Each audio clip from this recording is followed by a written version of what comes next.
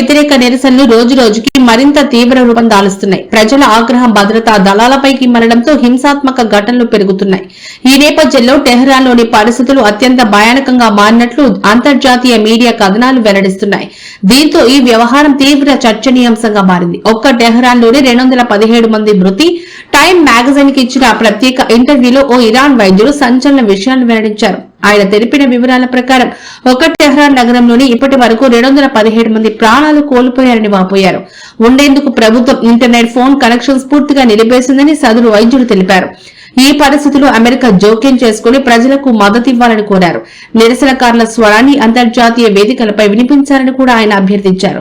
Iran పై మరిన్ని ఆంక్షల అవకాశం, ఇరాన్ లో చోటు చేసుకుంటున్న పరిణామాలపై అంతర్జాతీయ మానవ హక్కుల సంస్థలు తీవ్ర ఆందోళన వ్యక్తం చేస్తున్నాయి. పౌరులపై భద్రతా దళాల కాల్పులను ఖండిస్తున్నాయి.